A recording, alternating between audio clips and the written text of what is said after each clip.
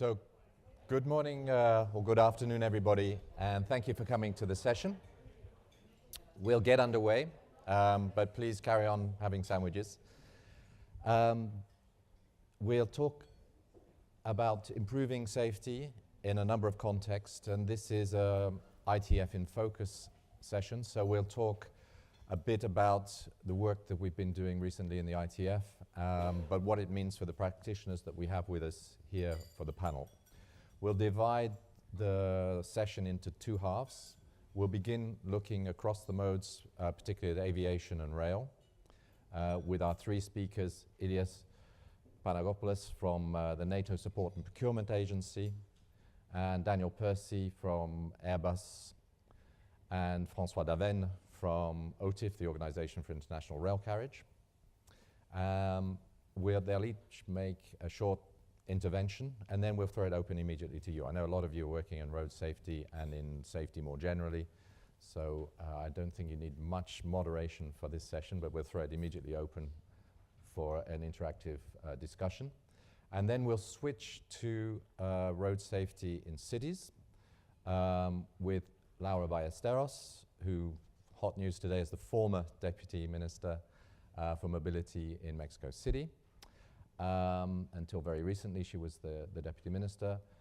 Miguel Gaspar from Lisbon City Council, and Alexandra Santacreu, who's from the International Transport Forum staff. We've had three main strands of work recently in safety based in aviation, maritime, rail, and fleet management. Earlier in the year, we organized a meeting on the application of the the safety management systems to these sectors based around performance-based standards and where the state of the art is in the approach to safety in these very high-performing, safe sectors of the transport industry. And we looked a little bit at whether there were lessons that could be transferred from there to road safety, where the death toll is much higher. And that's the basis for the first session. We have a long-term permanent working group called IRTAD, which is the International Road Data and Analysis Expert Group, who prepare performance indicators for road safety. And under that group, we've produced a series of reports that are setting out the approach to introducing a safe system approach to road safety, applying the Vision Zero philosophy to road safety. This sums up the reports that we released for the summit. Two of them, the annual report from the IRTAD group, is available at the back of the room, and also a report that's not up on here on cycling safety, which we released just yesterday. But the IRTAD group's also just released reports on speed and crash risk and alcohol-related casualties. And speed and crash risk is really at the heart of the safe system approach to safety, to road safety. Controlling the kinetic energy involved in collisions through a range of approaches is critical. Those reports are available on our website, so please do go look there to download them. If you do that, go onto our website, go to the search function, type in the name of the report, and then wait for about a minute and a half while it digests, deep thought, and then it will come up with a report. So you may be tempted to click somewhere else before it happens, but it is there. So with that short introduction to the context for the work, I'd like to call on the first set of panelists to come up to the dais. If I can go back up. So Ilias, François, and Daniel, if you could come up. And as I said, we'll start off with quick interventions, and then we'll throw open to discussion. And Daniel, I think you're going to lead us off from the aviation side. Thank you very much. Is that on? Okay, yeah. So I came here prepared really to answer the question, how has aviation succeeded in having nearly zero deaths or casualties? In fact, last year there was one fatal accident involving casualties and deaths in the commercial jet aviation industry. It was a freighter aircraft crashing on its way back across the continent. So it's an achievement. It's a very big achievement to get down to only one fatal accident. It's certainly not every year that happens, but what can I say about it is that it's not at all something that happened by chance. It's actually the result of a very, very, very long and serious, dedicated commitment to safety on behalf of the aviation industry. We're about 70 years old, really, in terms of the real industry, commercial aviation, and safety's been an integrated part of our mindset since that time. So we've had 7 decades of hard work, really, focusing on safety and making a lot of proactive investments from all stakeholders across the industry, not just aircraft manufacturers like ourselves, but the airlines, government bodies, air traffic control, working together to make proactive investments. What can I say about the mindset that we have that has enabled us to achieve our results? I think I've identified 3 key behaviours in our industry that I think other industries could take away. The first is to understand causes and risks. Obviously, when there's an accident, it's very important to find out what happens. And we devote a lot of resources to finding out exactly what's going on.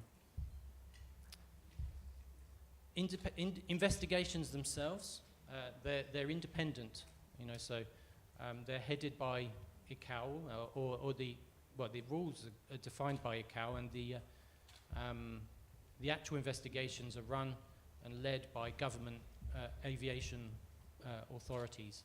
So there's a neutrality in those investigations, and significant and huge resources are expended during the course of them to make sure that we find what we need to find and get all the information and data pieces that help us put together a complete picture of what happened. So beyond that, the second thing that we do is we implement corrective actions. So once we know what's been going on and we've assessed the risks that are present on the fleet still in service, we take immediate actions based on if it's a recent event or accident. We take immediate actions to control safety, to prevent future accidents. But beyond that, we also take long-term actions, and we build up a synthetic view of different types of accidents, categories of accidents. And this is a key part of what we do. We categorize accidents by type, and that gives us really a synthetic view which enables us to take proactive actions across any area.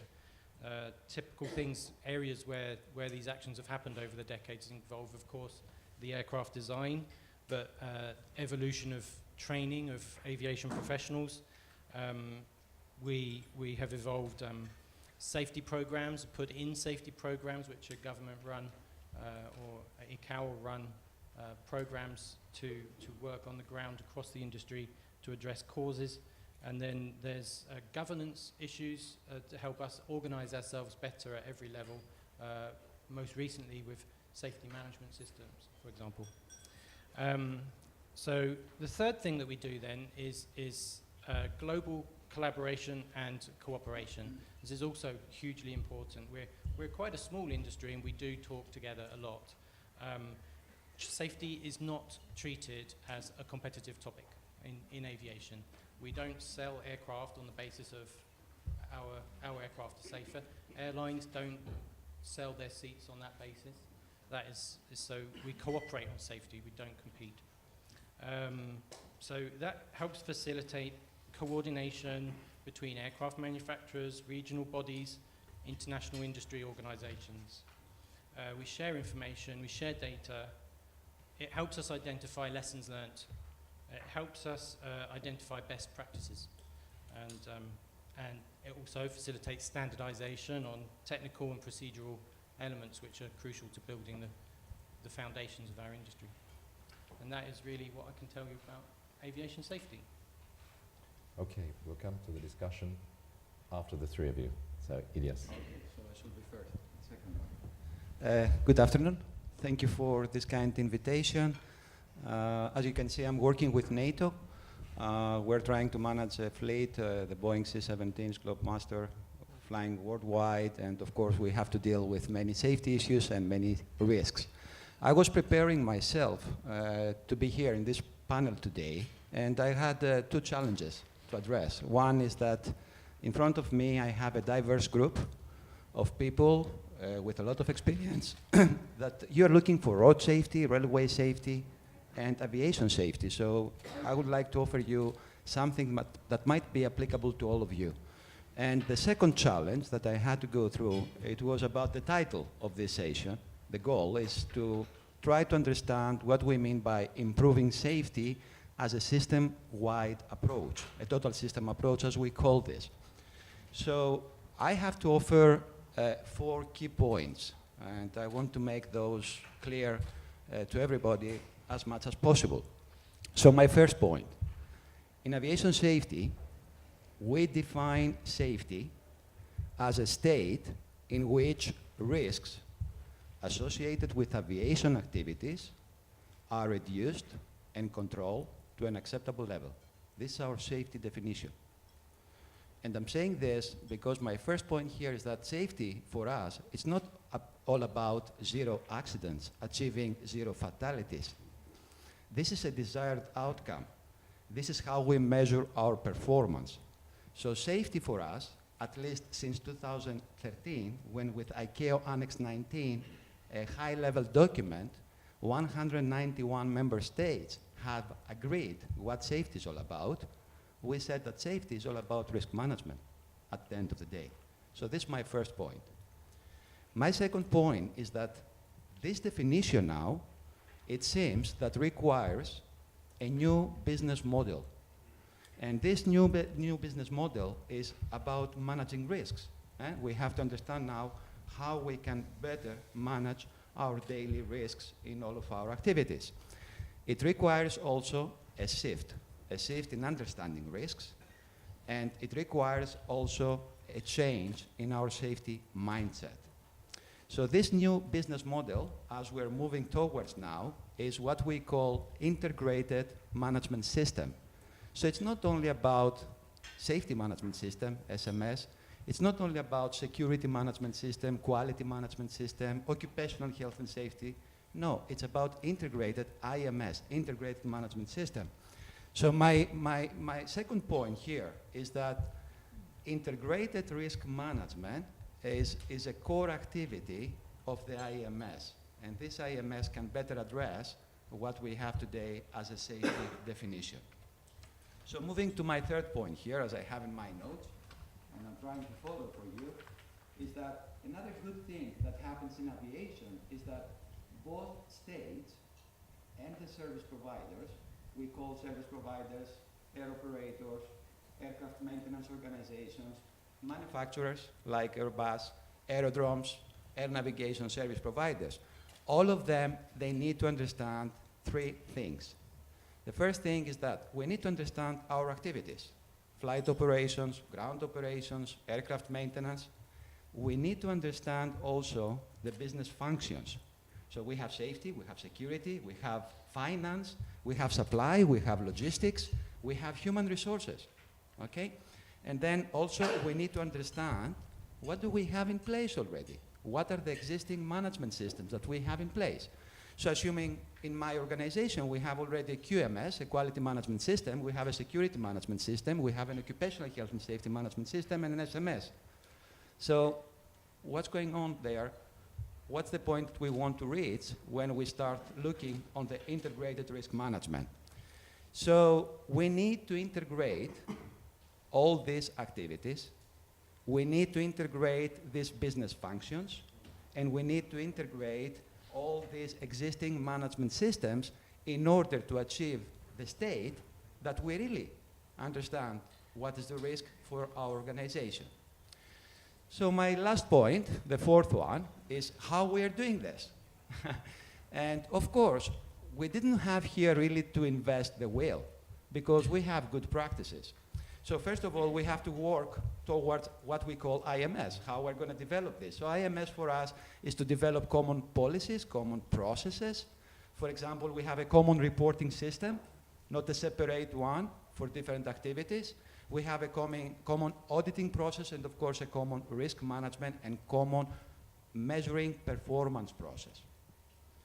The other thing that we have done, another great tool that we have to work with, we have developed this for the last 2 years, is what we call dynamic risk management dashboards. So what is this all about? You know, we need to understand the cumulative risk of the system, not the individual risk.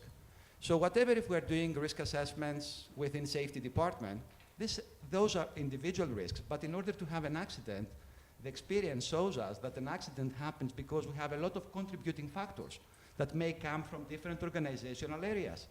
So the dynamic risk management dashboards that I can maybe elaborate on a later time is a tool for us, very effective, to understand what's the actual risk of the fleet, of every aircraft in the fleet, what's the actual risk of every pilot in our organization, what is the risk state of every airport that we are operating. Not all the airports, they are in the same risk state every day. So how we're doing this, we have what we call common risk acceptance criteria. We figure out that it's not really, we don't have in aviation industry common risk acceptance criteria.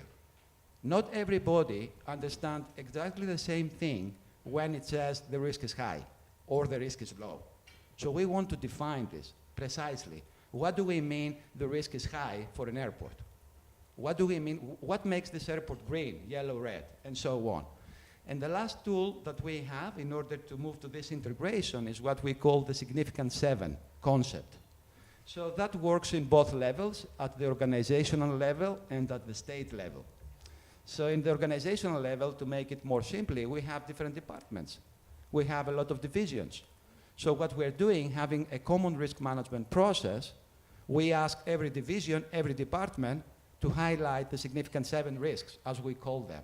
You might have 50, but I need to know what are your significant 7 for HR, for supply, for quality, for safety, for security. So then it's the top management team that they have a very good workshop to realize what are the significant 7 risks from all divisions and to understand what are the significant 7 risks for the organization. When it comes now to the state, imagine here Germany. Germany as a state, they have to manage airports, airlines, they have to manage manufacturers. So what are the significant 7 risks in these areas in order for Germany to understand what are the significant 7 risks for the state when it comes to aviation? So these are my 4 points that I want to highlight, and I would like to thank you very much for this time. Thank you.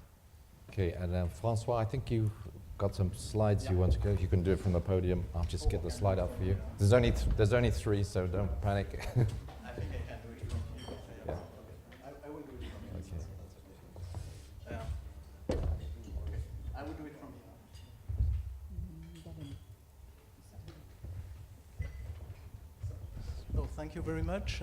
I brought some slides here because I think I will not say again what have been said by my colleagues on aviation, because basically rail as aviation is, let's say, good pupils for in terms of safety and security.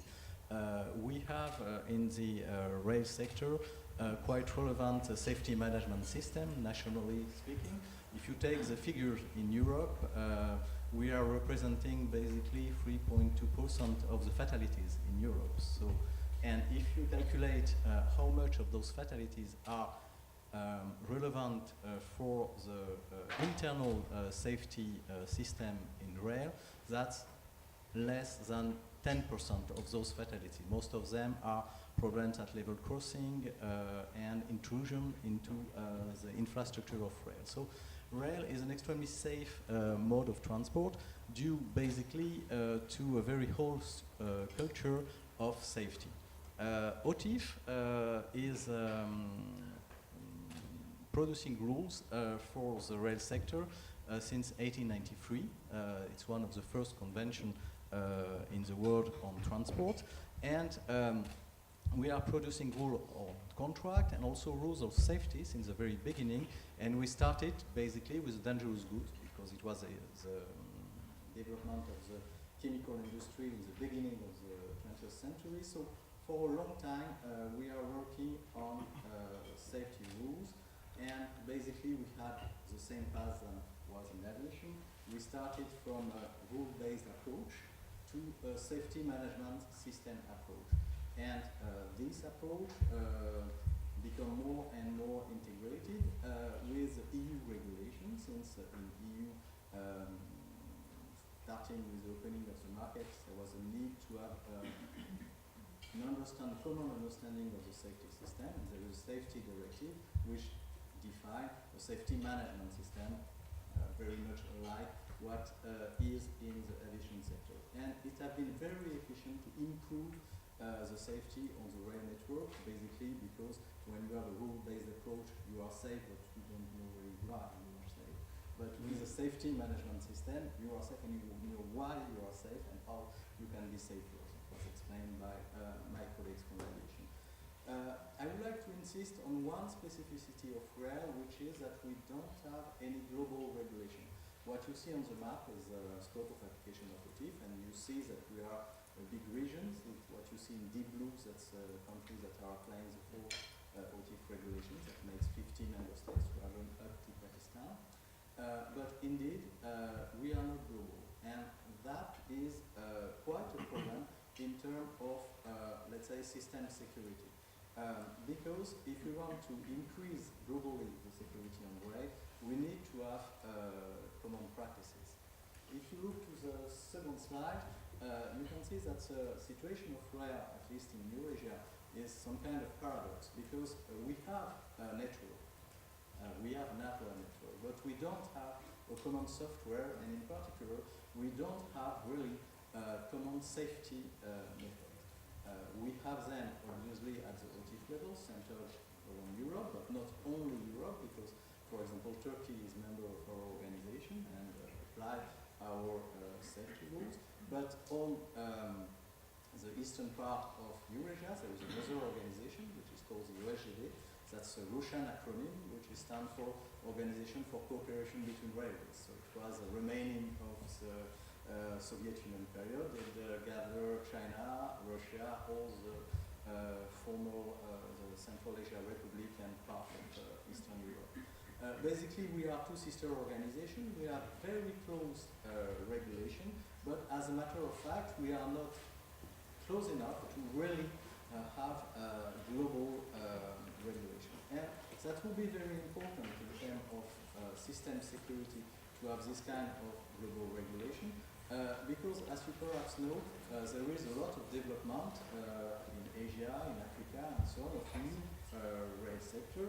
And if we want to have a global security on those networks, we need to have basically the same concept, the same safety management system, and that's what we are trying to do at the OTIF level, in trying to collaborate, in particular with the SGD, to have a similar way of thinking. And why it is important in terms of system safety? It's because, I said it before, we are representing less than 1% of all the fatalities. If you take the fatalities that are directly imputable to rail. So if we want to improve global security, we need to have more modal shift towards rail in Europe and all over the world. And as a matter of fact, the concept is to say today that rail should be the backbone for mobility, but being a backbone, and that's what I want to explain here, we need really to have a global thinking. First of all, we have one thing which is very important is to ensure our internal consistency, and that's where we are weakness compared to the aviation sector. There is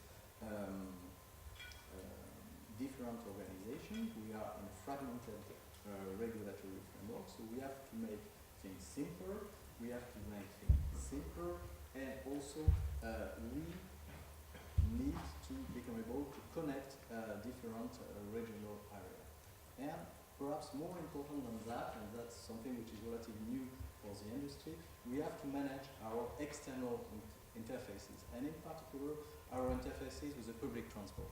And that's a subject where we should be helped by the development of new technology, because we have been speaking during those days in ITF about data exchange, and what is the promise of all this data exchange is indeed to have all the land transport mode interconnected and to have some kind of vision of what is actually needed for the mobility services, in particular in the city. And for us, as a rail organization, if we want to promote safety, we need to attract more traffic from the extremity, for the public transport network, for the cycling, for the car sharing, and so far and so on. And for that, we need indeed to define not only our internal rules, that's what we are trying to do day to day, but also how we interface with the other regulations. That will be the end of my presentation. Thank you, Francois. Now, whose time is short, so who would like to come straight in from the audience, from you? Yeah, please, Gitam. We have microphones.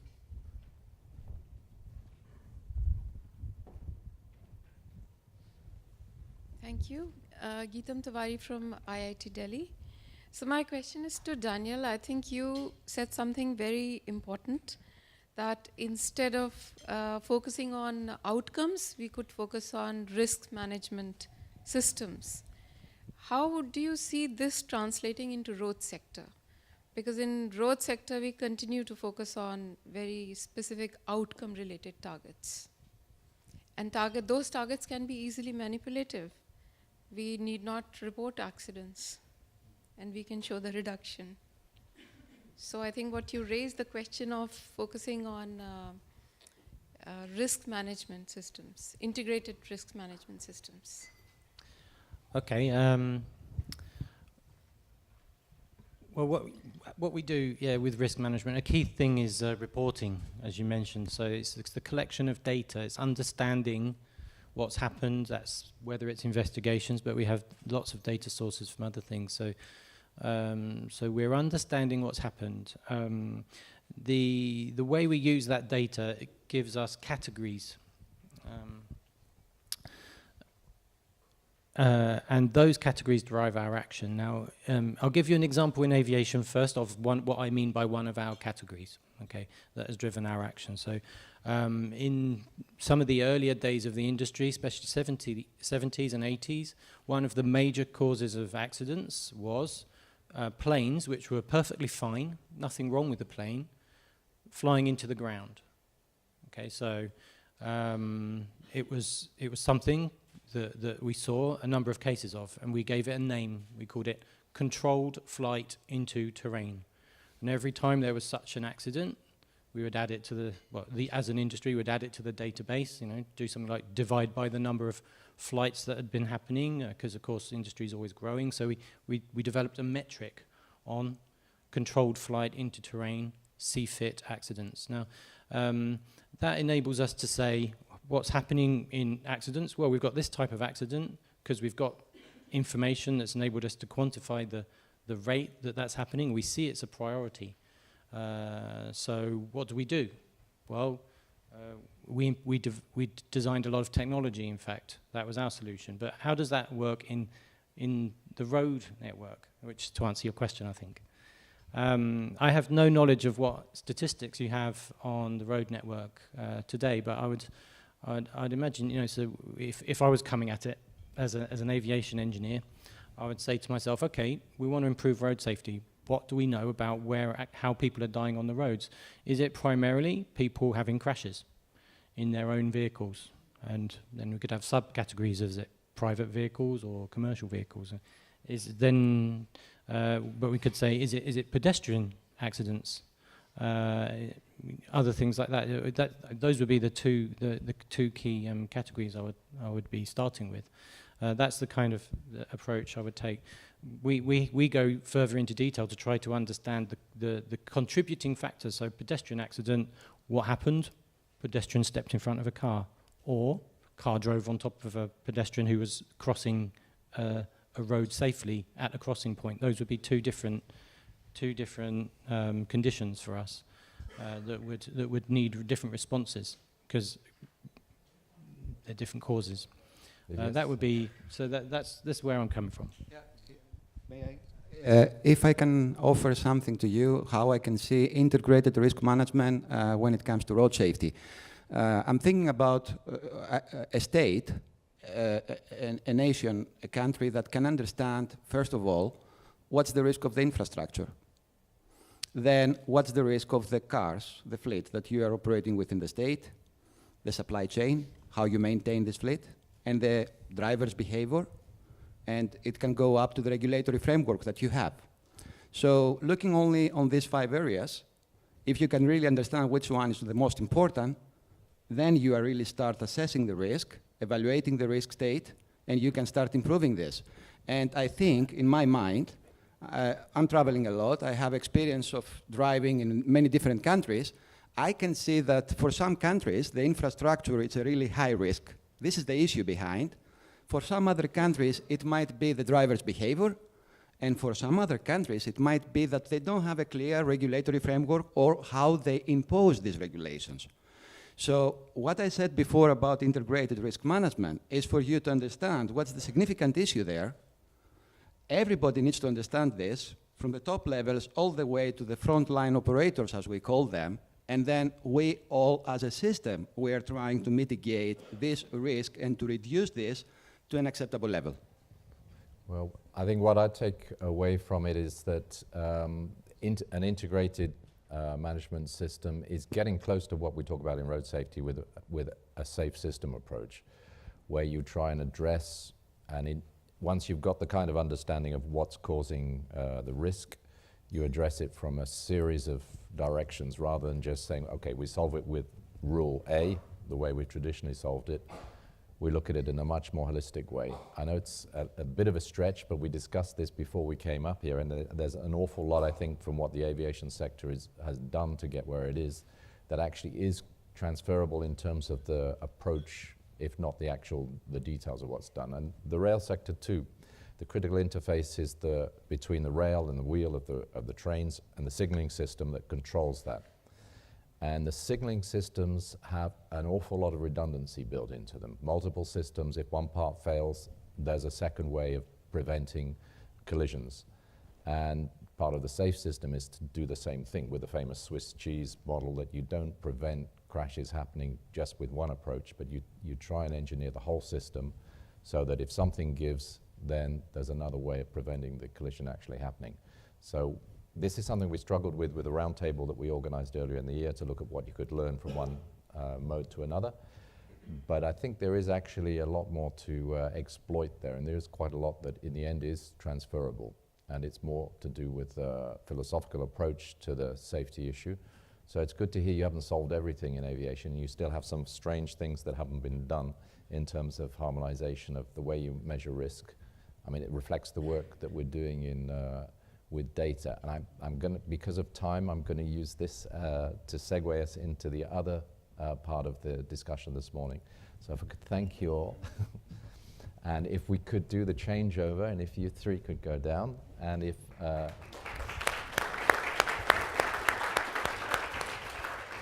Laura, Miguel, and Alex, if you could come up. And Alex, if you could kick off with your short presentation on this Safer City Streets database that we're now constructing.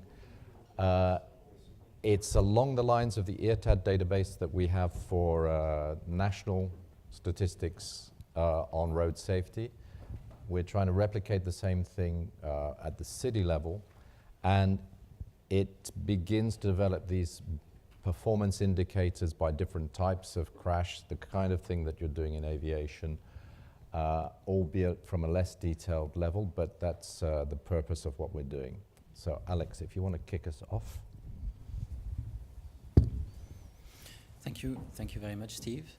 Good morning, good afternoon, everyone. So with regards to road safety, the ITF has a very long history of measuring and monitoring performance. And I'm talking about the fact that we manage the international Traffic Safety Data and Analysis Group, IRTAD, that Steve mentioned earlier. This is a network that brings together road safety experts from 80 different organizations. And it is a unique source of validated and comparable figures from over 30 countries in the world. We produce an annual report. This is the latest edition. This is a new and more accessible format, which I invite you to download on our website. But today, I'm going to talk about cities, and I'll tell you why cities are so important. In comparison to national governments, cities have different problems, so they have different priorities. And, of course, they have separate powers. So for those three reasons, they require a special attention. But the other reason why we think it's important to work on cities is that in cities, more than anything else, mobility and road safety are interlinked. They cannot be separated. And I'll take just 1 minute to develop that point. Cities are working hard to promote cycling, walking, and public transport.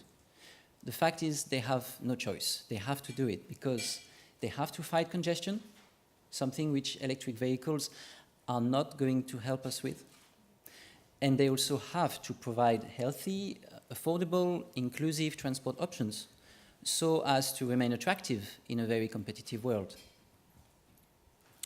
So for cities, promoting cycling, walking, and public transport is essential.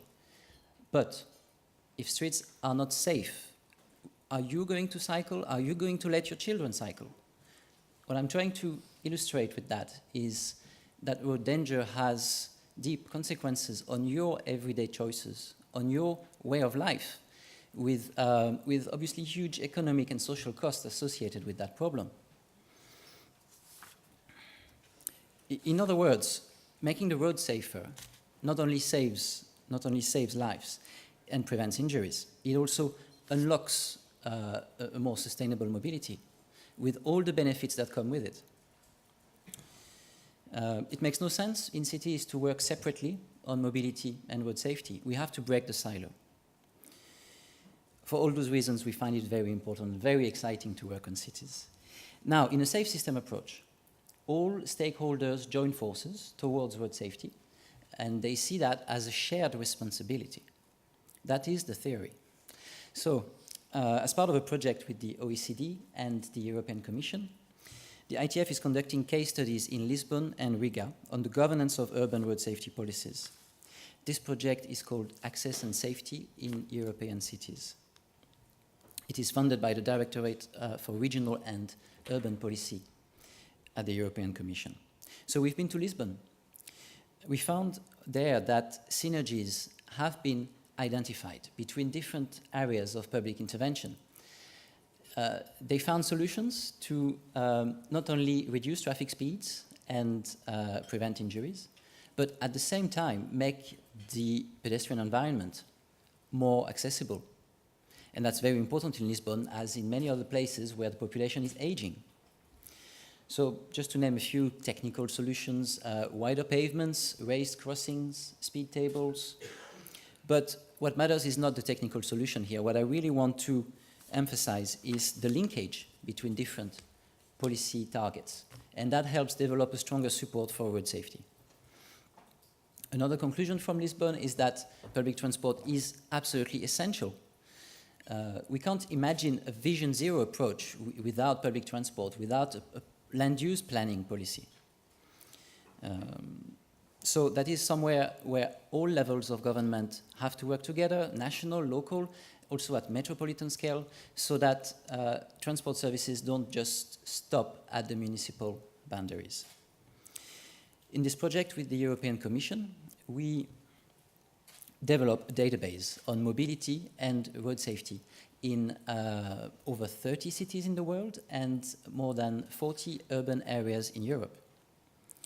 We develop new indicators so that we can monitor and benchmark the risk of being killed in traffic in cities.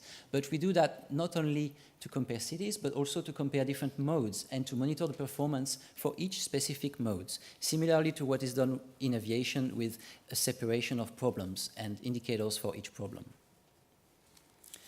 I'd like to say this research and this database would not have been possible without an existing collaboration between the FIA and the ITF, which is called Safer City Streets.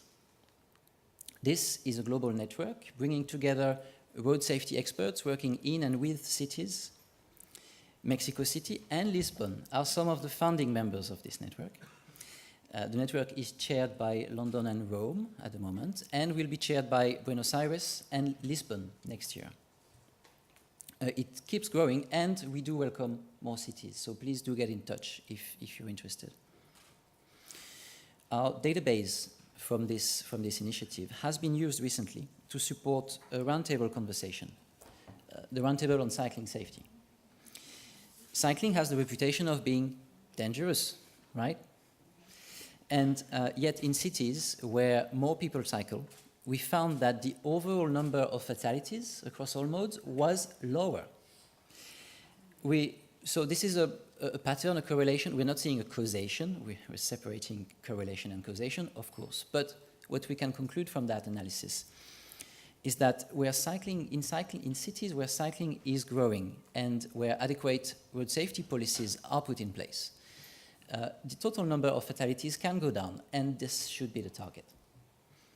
So the roundtable, as just mentioned, involved 33 experts from 16 different countries. It was published on the ITF website last week, and we really hope it will help and provide support to all levels of government to improve cycling safety. And so just to wrap up, in summary, the ITF is working on road safety from a data angle, from a policy and governance angle, and not only at national level, also increasingly at city level. Thanks. Thank you, Alex. Well, with a picture of Mexico City up there, Laura, I think you can take us on. Absolutely. Thank you very much. Good afternoon. It is a pleasure for me to be here in the Transport Forum. Thank you very much for the invitation, Stephen, and for the collaboration that we have been building together since 3 years ago. Alex, also thank you to you. It is a pleasure also. Well, first of all, I think that I am blessed here among men. So that's cool, because the women voice is very important, not just in road safety, also in mobility, in order to build inclusive cities. And I think, because of my experience as the head of the mobility model in Mexico City, that when we are talking about mobility and road safety agenda, because they have to be together, they are part of a system, as we are talking here. The first thing that we have to take in account is that the beginning and the end of the agenda, it is the streets. So that's our main space to work on, the streets of our cities. So the first question that we have to ask ourselves, and also to our authorities and industry and of course community, is, are our streets safer now or not? Because we have been working since the last decade, I think, in order to try and save lives with the Vision Zero agenda, the Swedish one, they have 2 decades working on that. So we have to ask ourselves this, are they safer or not? Because that's the measure that we are trying to look for. In Mexico City, we implemented the Vision Zero agenda in 2015, because we worked before that in a mobility law in 2014. So the legal framework was very important for us in order to start the change, because it was not just a matter of actions, it was a matter of budget, of institutional capacities, and of course it was a matter of a community change. So the first big step that we made in Mexico City was the mobility law, then the implementation of the Vision Zero agenda in 2015. And with that, a lot of actions in that moment that were very critical for the city, not very well accepted for the citizens, but they got us a lot of results. The first one, it was the new traffic regulation. At the end of 2015, we decreased the speed limits in Mexico City. Yes, in the city of cars, the big city. We are the 5th largest city in the world. and the first largest city of Hispanic language of all the planet, and we decreased the speed limits. This was critical. But in 2 years of actions like this, we decreasing at 20% the number of deaths in our roads, just with the speed management. And this is very important because the action that allows you to the actions that allowed you to control the speed, they are the key to save lives. So the first big action was this. Then we started to work in the most dangerous intersections in the city too. So we started to take care about them because nobody was doing that before. And in that specific intersections that we worked on, we decreased 50% the deaths in that specific spaces.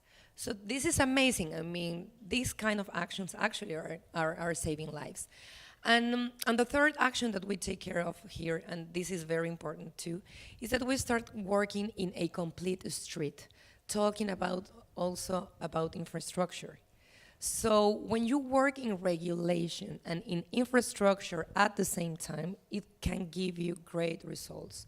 So right now, the moment that we are living in Mexico City, we're in the middle of an electoral period. We are going to change the administration in about 6 months, and the election is going to be next month.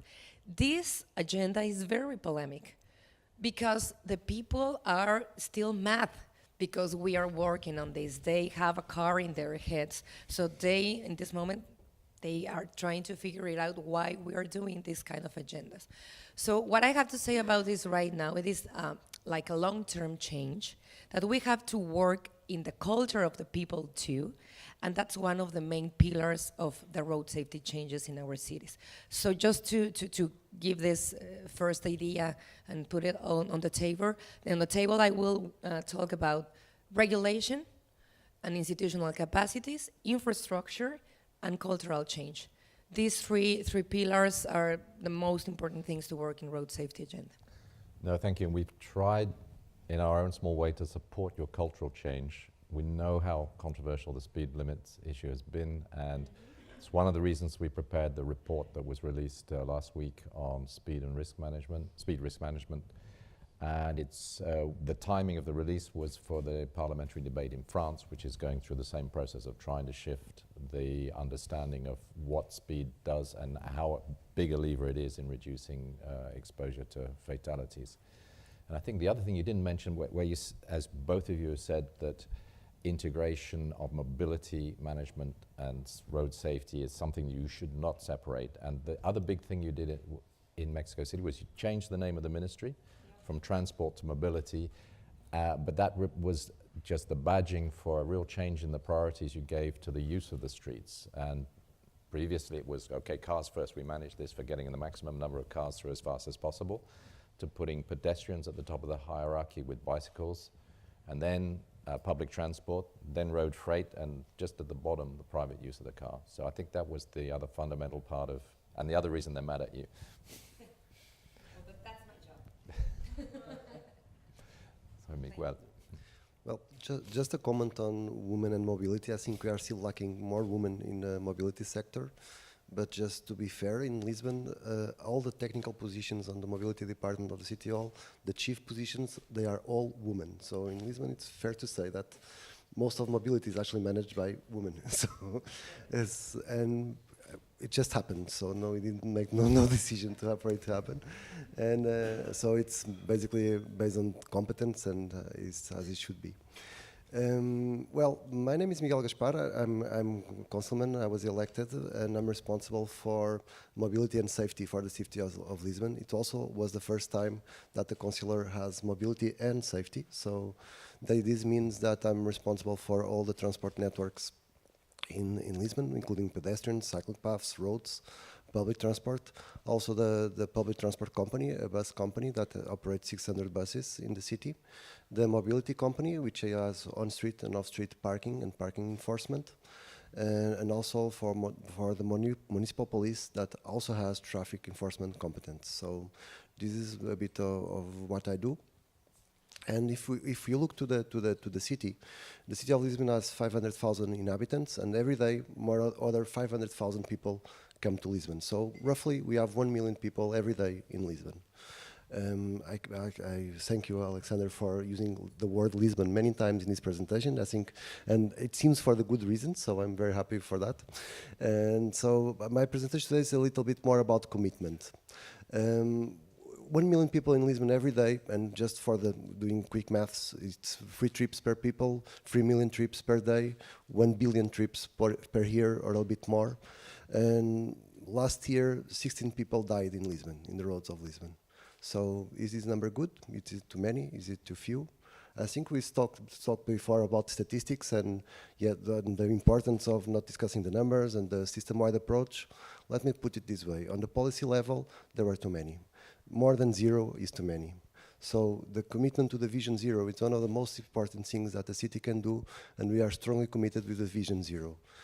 To commit to a Vision Zero doesn't mean that we struggle for the 0, of course we do, but doesn't mean that it's 1, 2, 3, 16 people that die. What it means is that we won't stop and we will never stop because we need 0 people dying in the city. If someone dies, it will be the child of someone that is dying. It will be the father of someone that is dying. It will be painful for the society and for their inner circle. But can be even worse. I cannot imagine something worse than to work in the public service, for instance, to be a driver of the bus company and be involved in an accident that killed someone.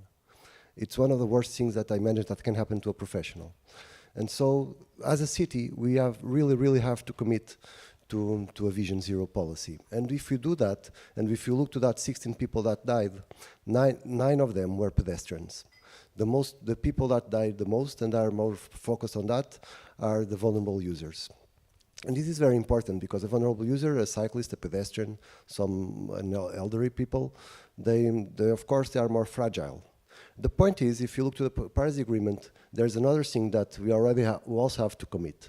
We have promised our kids and our childs that we'll decarbonize our society, that we'll have a better world. Well, if you do that in a city like Lisbon, where 50% of the trips are made by car, we believe that we have to come with a model split to car for 30%. Such a change means that we have to push a lot of people for the public transport, for the shared modes, for the active modes, for walking, cycle, and all that. Basically, what I'm saying is that we are increasing a lot the number of vulnerable users. So if you connect the two policies, the decarbonizing policy and the safety policy, this means that we'll have more and more vulnerable users in the city. And so that puts pressure on the risk management from the city perspective. Because we have more people walking, we have more people in the public transport interfaces, we have more people cycling, and if you have more people cycling, for instance, Lisbon is a hilly city, so people believe that it wasn't possible to cycle in city. We launched a bike sharing scheme, it's electric, and now we have more and more people using bikes. But we are still yet get used one to each other. So bicycles are going too fast near pedestrians, pedestrians are crossing cycle paths, bicycles and cars don't go very well, bicycles and buses go very badly.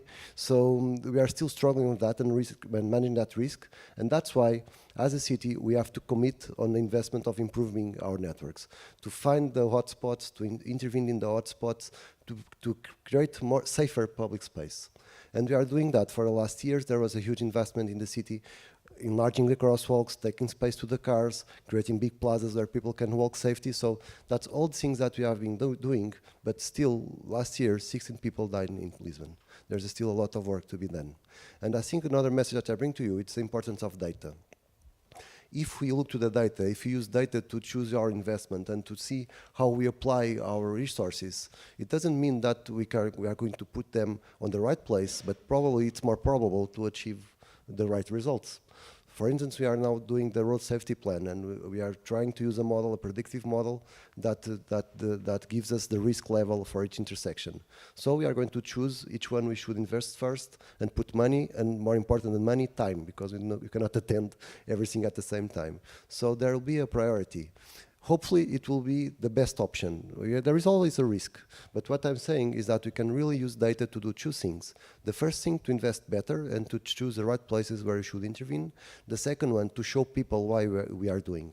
For instance, the speed cameras in Lisbon, everyone likes to drive this car very fast and put it on the side and on the door that is of the destination. That's our individual behavior that we have. Even if we agree that we need a better world, in the end of the day, we want to push our car to our destination. So we are still struggling with that. But we showed people that by using data, that where we put the speed camera, the traffic accidents came down very, very aggressively. So now that we are saying that we are expand the system, and we can see people are saying, why are you doing? Are you saying we are doing to save lives? And that's a very strong message that no one can go against it. So this will be my first words. But I think the most important message is that to zero means a lot. A vision zero means a lot of effort, and we are strongly committed to it. Not only this government, I think it's all the parties in Lisbon are committed to it. So it's a long-term run, it's a long-term job, and something that we really are working in Lisbon, hopefully, trying to do a good job every day. Thanks. Thank you, Miguel. And this kind of detailed analysis of understanding what's happening in junctions, identifying where things are going wrong, the impact of speed cameras is, I think, very close to what we were talking about in aviation in the first half. You've got to understand where the risks arise, what are causing the incidents, even before the fatalities. And we know that in road safety, most police reporting puts down driver behavior as the cause of the accident, ignoring all the other factors which were part of the build-up as to why it happened. So it is something we're very conscious in the road safety area, and you guys are implementing this and putting it into practice in the same way that aviation has done over the last couple of decades. So the other thing to say is both cities, as an occasional visitor to both, you can really notice what you've both achieved in the cities in terms of making the street environment a much more attractive place to be and a safer place to be. And I cycle in both, so I really feel it. So I think it's time to open up to people that, Vadim, you get the first go. Here's there's one behind you. Thank you for. No, just speak, it works, okay? Thank you for presentations. I think all these three presentations was very interesting, and I have a question for all of you. I fully agree with Steve that we need to speak about safe system approach and look not only on drivers, owners of cars, but also on reasons, where the reasons of the situation. And in this sense, what do you think? My impression is that we need to include traffic safety in transport planning. But not only in transport planning. Transport is very dependent from urban planning. And what do you think? How effective coordinate urban planning, transport planning, especially in conditions where, for example, like in my country, it's separate policies on city level. Housing, transport, traffic safety. And nobody from them know what is done in other sectors, and they don't want to cooperate. What do you think about this? Well, your question is very important. When I started my participation here, I said just this, that all the agenda start and finish in the street. So when you are talking about the streets, you are talking about the public space. And you're talking about the city. So yes, of course, in the mobility agenda and the road safety agenda in Mexico City, when we started these changes with the new mobility law in 2014, what we started to work at that time, it was how the streets are going to change in order to make it more inclusive, justice, and also safer. So we see the streets as the main point to increase the communication of the community, to support the rights, to make them more free, to give them all the tools and the opportunities that the people need in order to achieve their goals. So the streets mean access. Access to services, access to rights. So that's why the mobility right, as a human right, it was very important for us in the mobility law. And right now, in the second article of the law, it is a right, a recognized right by the state in order to give to the citizens a proper space to grow and to develop their capacities. So this is a very important thing. So because the street is the main space to build our cities, seeing the streets as a public space, we are working with the infrastructure and with the urban development, and of course with the transport, the sustainable transport agenda. When we work in the Metrobus, for example, every time that we implement a new line of Metrobus BRT, a new corridor, we work in a 1 kilometer of a corridor of BRT. It's equals of 1 kilometer of a complete street. So we build sidewalks, we build cycle lanes, we build safer intersections, we build, of course, a specific line for the bus, and all the the journey from door to door. So this is very important. So each time we are investing in this, we know that we have to invest in the street, in a safer and inclusive and accessible and universal street. In the other hand, we also are working with the urban development agenda. And all these people, they are very strong people. They have a lot of money and they are investing in the cities. So we launched a new regulation a year ago in Mexico City. This was a very important innovation for the parking management regulation. So what we did in that regulation is to establish the maximum for the parking spaces each time you're going to build a new construction, because we didn't have that at that time. So the 40% of the spaces of the infrastructure, they are oriented to cars, because we didn't have that regulation back before. So right now we established the maximum, and the people who are investing in construction, they know that each time they are getting closer into the maximum, they have to pay. And that amount is going to a mobility fund, and that mobility fund will get us there in structure, with the structured transport systems and also with the street again. So that's part of what we are working through. Just a quick comment on that. I completely agree, but just one of the things that we have to understand, that part of our job is managing legacy. A system, it's a perpetual living being. The city of Lisbon is there since the Roman times. Hopefully it will be there for the next centuries if the ocean levels don't go up too much. So the cities are there for many time, and the last decades, in the 80s and the 90s, the cities were designed a lot by the cars.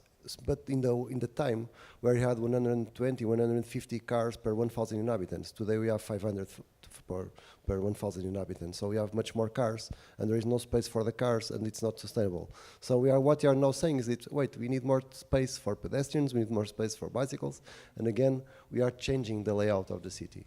Doing the same things that has been done in the Mexico City regarding maximal levels for cars, for parking cars and all that. But if we have a model, if we don't have a multimodal approach on safety, we will fail. For instance, we designed the cycle paths in Lisbon close to the pedestrian sidewalks. One of the problems that we have to solve is the proximity between pedestrians and bicycles in an environment that people are just getting used to cycle inside the city. If you don't look in the integrated approach and just look to bicycles, just to cars, just to pedestrians, just to public transport, you will fail to manage the most severe accidents, which is actually when the modes collide. When different kinds of vehicles collide, even different kinds of objects collide. So there is no other way other than integrated approach, and that considers the land use, for instance. It's not acceptable to have a school near a first or second level road in a city. However, we have old schools in Lisbon that are right there. So we have many thousands of cars crossing 15 meters away from the gate of the school. So, of course, it's a big problem to solve.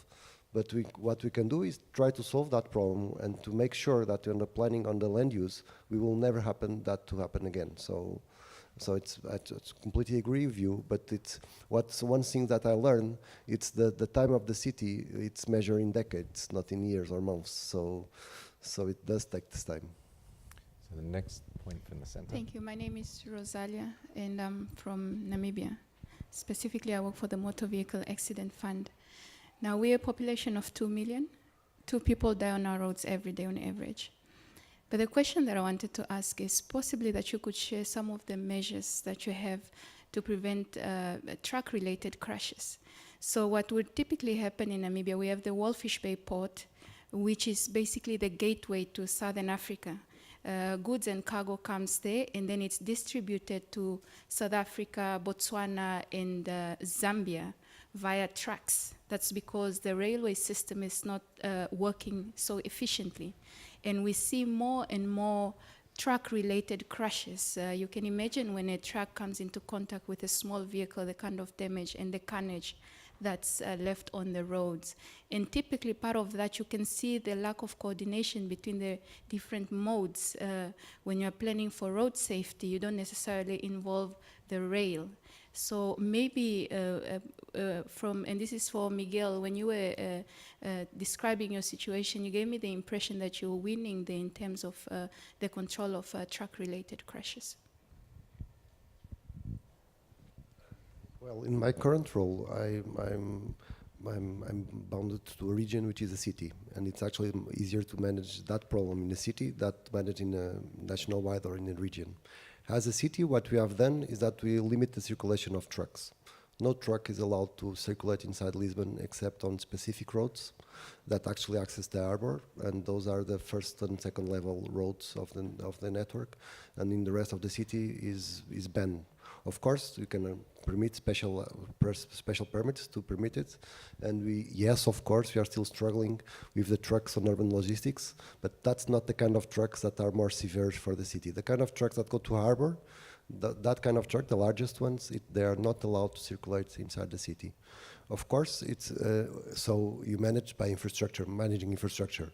You create the corridors and say, use these streets, I will not allow you to use the other ones. So that's something that you can do inside the city.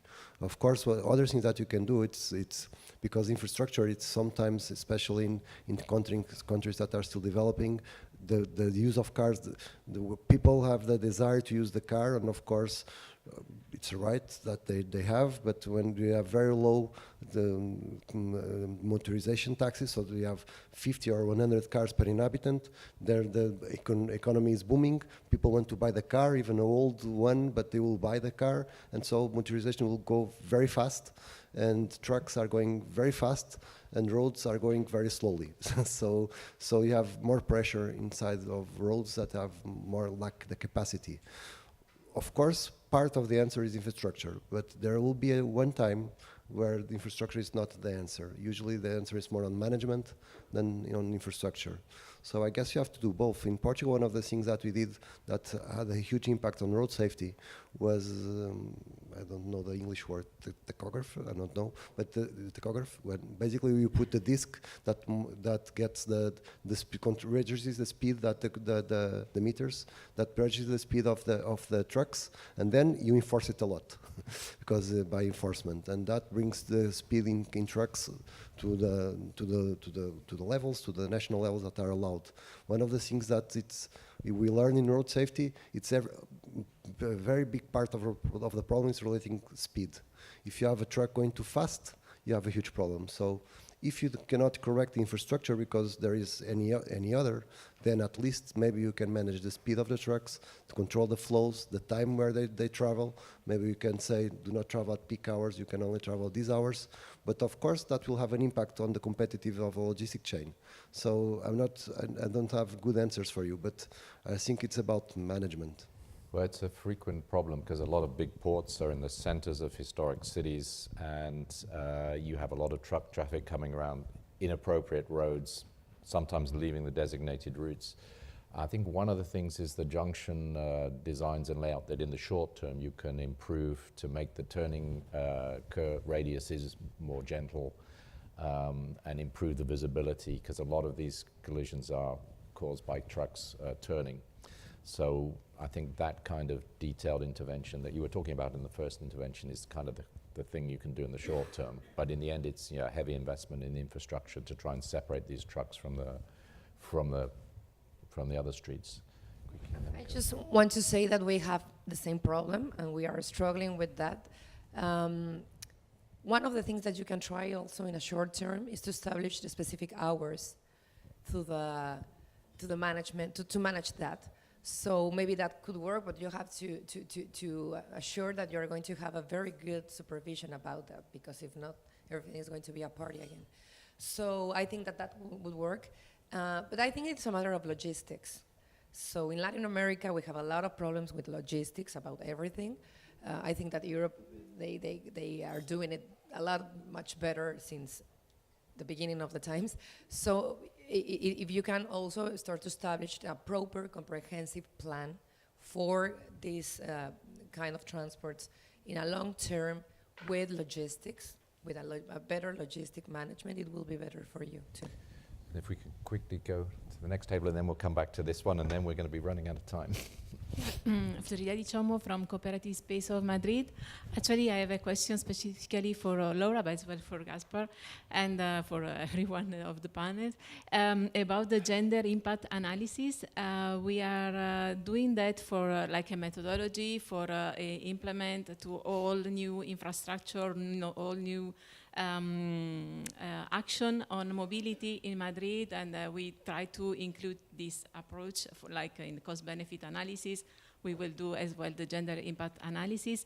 Did you do that for your cities? And if you did, if you observed that the fear of women walking in the street during the night is changed with your perspective of a complete streets and so on. Can we take the other intervention straight away, and then we'll answer? My name is Yana Tumakova. I'm working for GIZ, German Cooperation in Liberia, and I have a question also for Laura, because you showed very positive results in Mexico, and in Mexico the police is also one of the challenges, and in Liberia, as you can imagine, it's also one of the huge challenges. So enforcement is essential, is one of the 5 pillars for positive road safety, and there are 2 things. One is how to make sure that the enforcement, or how did you do this, that the enforcement is working, and is it working? And the second is also the data, because the data collection that Miguel also mentioned is important, and police is essential for that too. So if some kind of lessons learned for Liberia that we could take away. Okay, so Laura, I think you get the last word on both those questions. Well, I think that you are spying on us. That's our biggest challenge right now, the police. As you may know, the police department, they are not part, the transit one, the traffic one, they are not part of the mobility ministry. They are part of the police department. So for us, it had been very difficult to have a proper approach to the agenda, because we are not managing that. They are in the hands of another ministry. So the police, right now, they are implementing with only 2,000 traffic officers, the new traffic regulation, only 2,000, and we have 35 million journeys daily in our city. So this is crazy. So one of the biggest challenges here is the technology. So we have to work with more technology, and the speed cameras are good for that. So right now also, a big discussion in the election is the use or not to use the the speed cameras. So I think that in this time we're going to lose the battle, because the people, they are very mad with the speed cameras, they are very mad with the decrease of the speed limits. So it is a matter of the political election, and one of the candidates are proposing to take off all the things that we were doing. So I think that we are going to lose this time. But the technical support is very important, and also the technology. Okay, I think I'm going to have to stop us here. If you two can talk about Yeah, Madrid's absolutely. and what they can learn from And also Mexico for women, afterwards, yeah. and for women, because the plenary is going to start in just 3 minutes now, next door in hall number 1. So if we can wrap it up, but just to say this problem with the police and speed cameras is universal. As governments change, you get a more reactionary government in. They take out the speed cameras or they suspend them, but quite often the public then demands to have them back, and so maybe all will not be lost or only for a temporary period. So with that, I'm going to have to stop us, but I'd just like to thank all of our speakers, the 3 of you and the 3 from before the break. Thank you very much indeed.